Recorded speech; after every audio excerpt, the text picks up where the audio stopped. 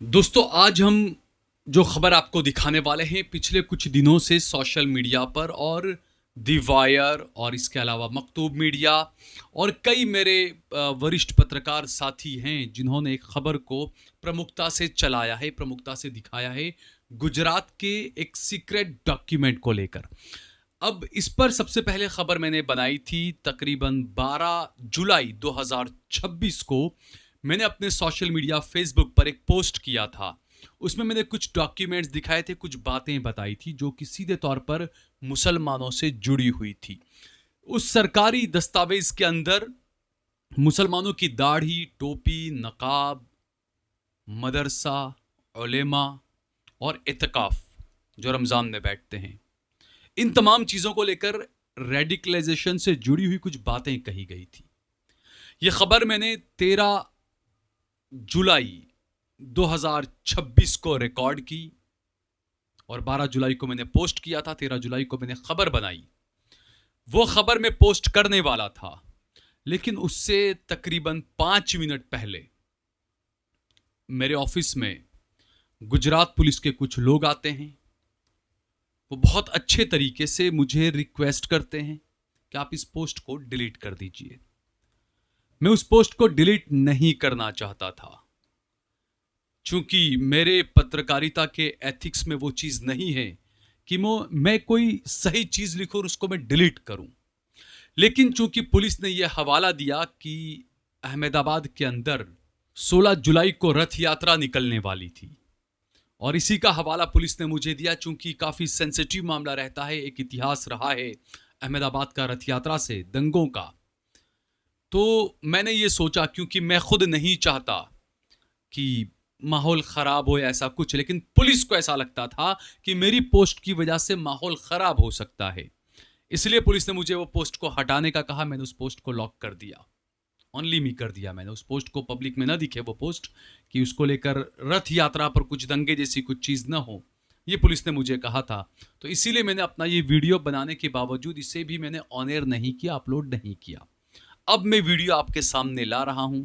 Media ने जो चीज़ें आपको बताई है, जो हुआ है, इस सीक्रेट डॉक्यूमेंट्स में क्या है, बहुत ही विगतवार तफसील से जो वीडियो मैंने 13 जुलाई 2026 को बनाई थी, चूंकि आज रथ यात्रा खत्म हो चुकी है 16 जुलाई 2026 को, तो आज मैं वो वीडियो आपके सामने ला रहा हूं। मैंने पॉइंट दर पॉइंट हर चीज को आपके सामने लाकर रखा है कि आखिरकार इस सीक्रेट डॉक्यूमेंट में क्या है। मीडिया वालों ने, मेरे दोस्तों ने काफ़ी अच्छी चीज़ तरीके से उसको बताने की कोशिश की है।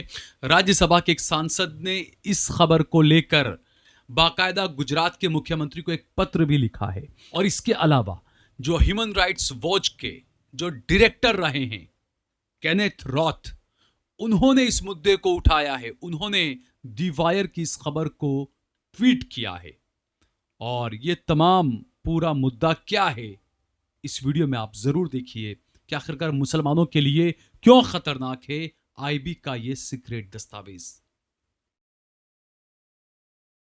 आदाब नाजरीन, देश लाई में आपका खैर मकदम है। मैं हूं सहल कुरैशी। दोस्तों, अगर मैं आपसे कहूं कि किसी राज्य की पुलिस के पास एक ऐसा दस्तावेज मौजूद है जिसमें यह लिखा गया है कि किस तरह लोगों के सोशल मीडिया, उनके दोस्तों, उनके धार्मिक विचारों, उनकी बैठकों, उनकी गतिविधियों और यहां तक कि उनकी काउंसलिंग और बाद की निगरानी तक का पूरा रोड मैप तैयार किया गया है, तो शायद आपको लगे कि मैं किसी फिल्म की कहानी सुना रहा हूं। लेकिन नहीं, आज हम जिस दस्तावेज की बात करने जा रहे हैं वो गुजरात स्टेट इंटेलिजेंस ब्यूरो यानी स्टेट इंटेलिजेंस ब्यूरो की तरफ से जारी एक एसओपी है। इस दस्तावेज की हम पुष्टि नहीं करते हैं। सोशल मीडिया पर यह दस्तावेज तेजी से लोगों के सामने आ रहा है, लेकिन अगर ये दस्तावेज सही है, ये वाकई में एसओपी इंटेलिजेंस ब्यूरो की तरफ से, गुजरात की तरफ से जारी किया गया है, तो ये काफी गंभीर है। इस दस्तावेज में एंटी रेडिकलाइजेशन सेल यानी एआरसी बनाने और उसके कामकाज का पूरा ढांचा बताया गया है और इसे गुजरात के तकरीबन सभी जिलों के पुलिस अधीक्षकों को भेजा गया है। अब पहली नजर में कोई भी कहेगा कि अगर सरकार हिंसक कट्टरपंथ को रोकना चाहती है तो इसमें गलत क्या है।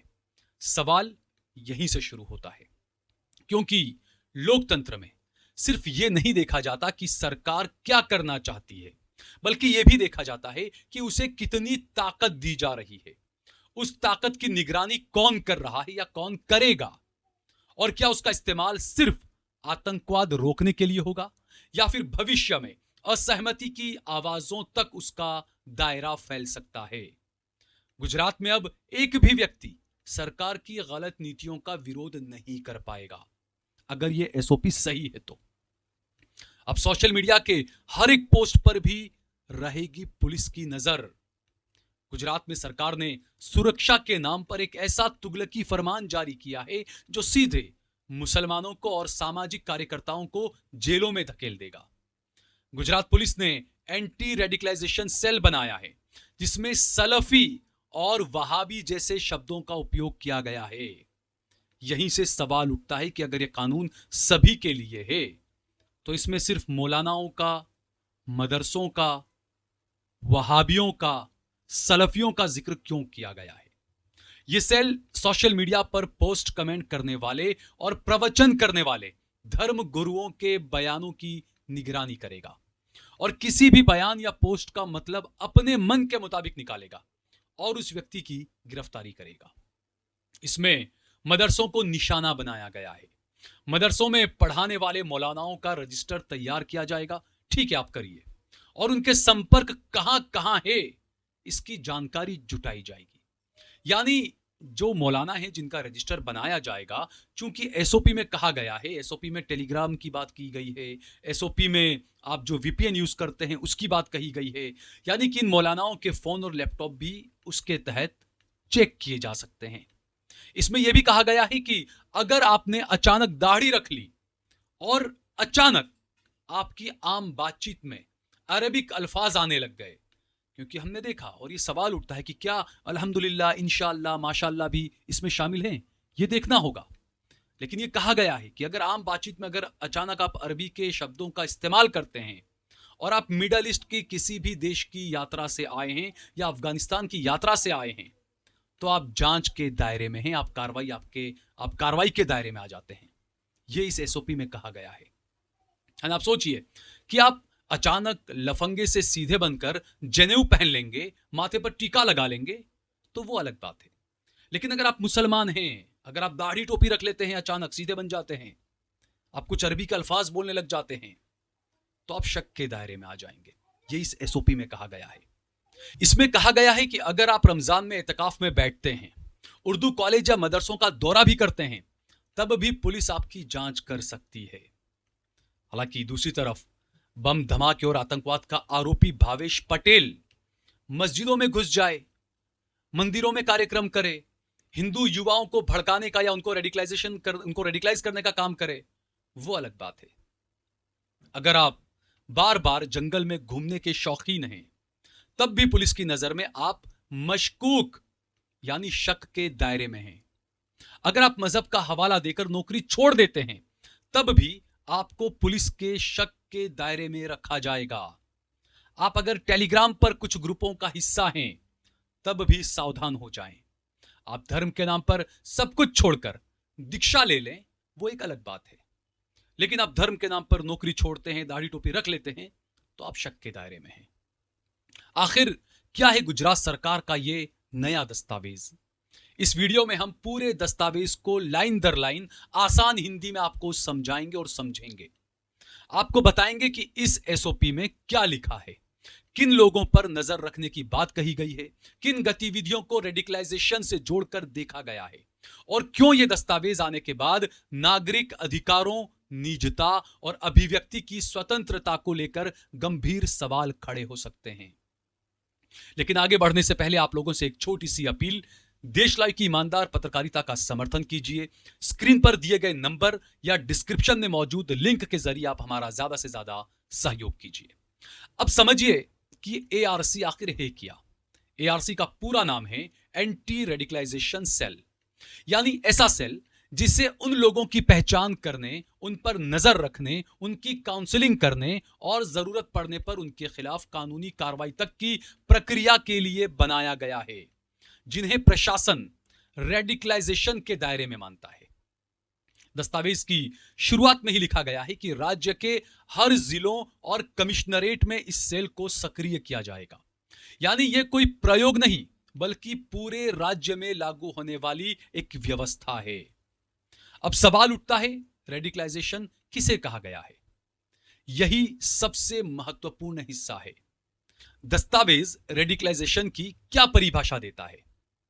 इस एसओपी में लिखा गया है कि जो व्यक्ति अपने विचारों के कारण देश की एकता और अखंडता को नुकसान पहुंचाने की कोशिश करे, लोगों में भय का माहौल बनाए, दूसरों को अपने विचारों के अनुसार चलाने का प्रयास करे, दूसरे धर्मों के लोगों के प्रति नफरत फैलाए और सोशल मीडिया, टीवी, रेडियो, सभाओं या दूसरे माध्यमों से अपने विचारों का प्रचार करे, उसे रेडिकल माना जा सकता है। पहली नजर में यह परिभाषा सुनने में सामान्य लगती है, लेकिन यहीं से पहला बड़ा सवाल खड़ा होता है, क्योंकि अपने विचारों का प्रचार करना और देश विरोधी गतिविधि करना, ये दोनों एक जैसी बातें नहीं है।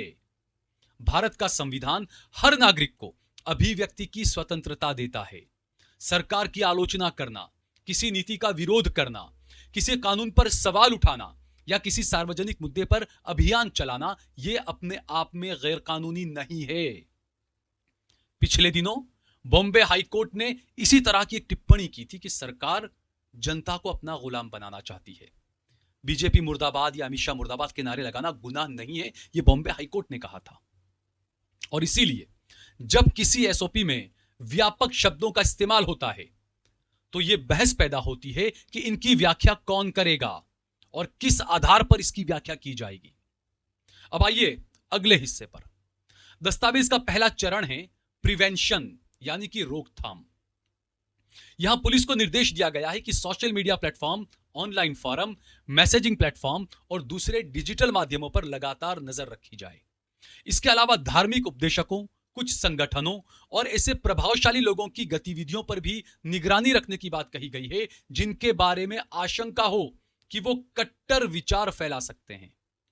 इसमें बाकायदा सलफी और वहाबी जैसे शब्दों का उपयोग किया गया है। यही एक और महत्वपूर्ण सवाल सामने आता है। आज के दौर में तकरीबन हर व्यक्ति सोशल मीडिया पर सक्रिय है।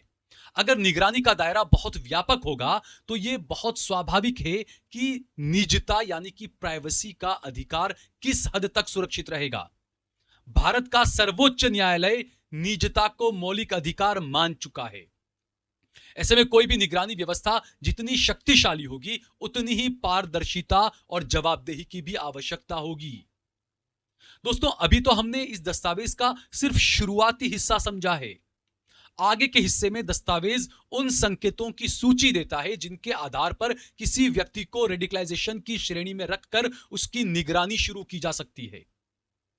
और यहीं से यह दस्तावेज सबसे ज्यादा विवादास्पद बन जाता है।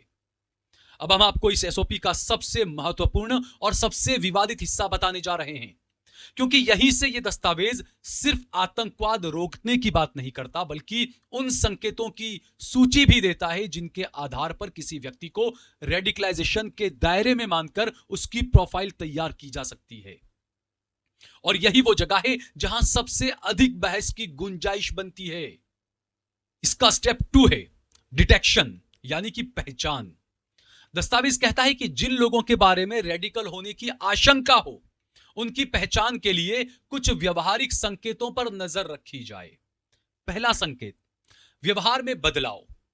दस्तावेज के अनुसार अगर किसी व्यक्ति का व्यवहार अचानक बदल जाए, अगर वो परिवार और दोस्तों से दूरी बनाने लगे, अगर वो लगातार किसी विशेष अंतरराष्ट्रीय मुद्दे पर बहुत ज्यादा भावुक या आक्रामक प्रतिक्रिया देने लगे, अगर वो कुछ आतंकवादी संगठनों की तारीफ करने लगे या विदेशी संघर्षों को लेकर लगातार उत्तेजित बातें करने लगे, तो इसे एक संकेत माना जा सकता है। अब यहां दो बातें अलग अलग समझना जरूरी है। अगर कोई व्यक्ति वास्तव में किसी आतंकवादी संगठन का समर्थन करता है, हिंसा का प्रचार करता है या लोगों को हिंसा के लिए उकसाता है, तो यह निश्चित रूप से गंभीर मामला है और कानून भी इसकी अनुमति नहीं देता। लेकिन दूसरी तरफ अगर कोई व्यक्ति किसी अंतरराष्ट्रीय संघर्ष जैसे कि फलस्तीन, यूक्रेन या किसी दूसरे मानवीय संकट पर अपनी राजनीतिक राय रखता है, तो केवल राजनीतिक राय रखना अपने आप में अपराध नहीं है और यही वजह है कि ऐसे दस्तावेजों की व्याख्या बहुत सावधानी से किए जाने की सख्त जरूरत है। एसओपी में लिखा गया है कि अगर कोई व्यक्ति खाद जमा करे, पोटेशियम जैसी वस्तुएं जमा करे, गैस सिलेंडर जमा करे, बार बार जंगल या सुनसान इलाकों में जाता है, विदेशी संपर्क बढ़ाता है या बड़ी मात्रा में कुछ संदिग्ध सामग्री इकट्ठा करता है तो उस पर विशेष नजर रखी जाएगी। अब आइए दस्तावेज के सबसे दिलचस्प हिस्से पर। एसओपी कहता है कि मोबाइल फोन में वीपीएन का इस्तेमाल, इनक्रिप्टेड एप्लीकेशंस, टेलीग्राम ग्रुप्स, कुछ विशेष डिजिटल मैगजीन, कट्टरपंथी ऑडियो, वीडियो या प्रतिबंधित संगठनों से जुड़ी सामग्री डाउनलोड करना, ये सभी चीजें भी निगरानी के संकेत हो सकती है। दोस्तों, यहीं पर एक बड़ा सवाल खड़ा होता है। आज लाखों लोग वीपीएन इस्तेमाल करते हैं, कोई नेटफ्लिक्स देखने के लिए, कोई साइबर सुरक्षा के लिए, कोई ऑफिस के काम के लिए, कोई पत्रकार अपनी पहचान सुरक्षित करने के लिए भी वीपीएन का इस्तेमाल करता है। वीपीएन अपने आप में अवैध नहीं है, इसीलिए सिर्फ वीपीएन इस्तेमाल करना किसी व्यक्ति को अपराधी नहीं बना देता। हां, अगर वीपीएन का इस्तेमाल किसी अपराध या प्रतिबंधित गतिविधि के लिए किया जाए तो वो अलग विषय है, लेकिन तकनीक का सामान्य इस्तेमाल और अपराध दोनों को एक साथ नहीं देखा जा सकता। दस्तावेज कहता है कि जिन लोगों का संपर्क पहले से संदिग्ध माने जाने वाले लोगों से हो, उनकी गतिविधियों पर भी नजर रखी जाएगी। अब आप किसे संदिग्ध मानते हैं, कौन किस गतिविधि में है, यह बहुत ही सोचने की, समझने की जरूरत है। यानी सिर्फ व्यक्ति नहीं, उसके संपर्क, उसका नेटवर्क, उसकी बैठकों, उसके मिलने जुलने वाले लोगों का भी रिकॉर्ड रखा जाएगा। और यहीं से यह एसओपी केवल व्यक्ति तक सीमित नहीं रहती, बल्कि उसके पूरे सामाजिक दायरे तक पहुंच जाती है। और जिस तरह से इसमें शब्दों का उपयोग किया गया है, उससे साफ लगता है कि यह सिर्फ एक तरफा है और सिर्फ मुसलमानों के खिलाफ ही इसका इस्तेमाल किया जाएगा। यह बड़ा चिंता का विषय है। इसके बाद आगे क्या होगा? अगर पुलिस को लगे कि कोई व्यक्ति इन संकेतों के दायरे में आता है, तो दस्तावेज कहता है उसकी एक विस्तृत प्रोफाइल बनाई जाएगी, उसकी गतिविधियों की रिपोर्ट तैयार होगी, उसके सोशल मीडिया की निगरानी होगी, उसके मिलने जुलने वालों की जानकारी जुटाई जाएगी, उसके खिलाफ पहले से कोई मामला है या नहीं, इसकी भी जानकारी एकत्रित की जाएगी। यानी पूरा डॉजियर तैयार किया जाएगा। अब आता है इसका तीसरा चरण, इंटरवेंशन यानी हस्तक्षेप। यह हिस्सा और भी ज्यादा दिलचस्प है। दस्तावेज कहता है कि ऐसे व्यक्ति की काउंसलिंग कराई जाएगी, उसके परिवार को शामिल किया जाएगा, धार्मिक विद्वानों, वैज्ञानिकों, सामाजिक कार्यकर्ताओं और शिक्षकों की मदद ली जाएगी। उद्देश्य यह बताया गया है कि व्यक्ति को हिंसक कट्टरपन से दूर लाया जाए। सिद्धांत रूप से देखें तो दुनिया के कई देशों में डीरेडिकलाइजेशन प्रोग्राम चलाए जा रहे हैं और चलाए जाते रहे हैं, लेकिन असली सवाल यह है कि किसे रेडिकल घोषित किया जाएगा, उसका मानक क्या होगा, उसका पैमाना क्या होगा, उसकी समीक्षा कौन करेगा। अगर किसी निर्दोष व्यक्ति को गलती से इस प्रक्रिया में डाल दिया गया तो उसके अधिकारों की रक्षा कैसे होगी? और यही वह सवाल हैं जिन पर लोकतांत्रिक समाजों में लगातार बहस होती है। दोस्तों, अभी इस एसओपी का सबसे महत्वपूर्ण हिस्सा बाकी है। अब हम बताएंगे कि कैसे इस दस्तावेज में पुनर्वास, लगातार निगरानी, मासिक रिपोर्टिंग, सोशल मीडिया मॉनिटरिंग और जरूरत पड़ने पर यूएपीए और बीएनएस के तहत कार्रवाई तक की प्रक्रिया का जिक्र इस एसओपी में किया गया है। और आखिर में हम यह भी समझने की कोशिश करेंगे कि सुरक्षा और नागरिक स्वतंत्रता के बीच संतुलन की बहस क्यों इतनी महत्वपूर्ण है। दोस्तों, अब बात करते हैं इस एसओपी के आखिरी और सबसे अहम हिस्से की। अगर किसी व्यक्ति को इस प्रक्रिया में शामिल कर लिया जाता है तो उसके बाद क्या होता है? इसके बाद आता है रिहैबिलिटेशन यानी कि उसका पुनर्वास। दस्तावेज कहता है कि यदि किसी व्यक्ति में कट्टरपंथ की प्रवृत्ति दिखाई देती है और वो काउंसलिंग के लिए तैयार होता है तो उसे मुख्यधारा में वापस लाने की कोशिश की जाएगी। इसके लिए परिवार की मदद ली जाएगी, मनोवैज्ञानिकों की सहायता ली जाएगी, शिक्षकों को जोड़ा जाएगा, धार्मिक विद्वानों से बातचीत कराई जाएगी, सामाजिक कार्यकर्ताओं की मदद ली जाएगी।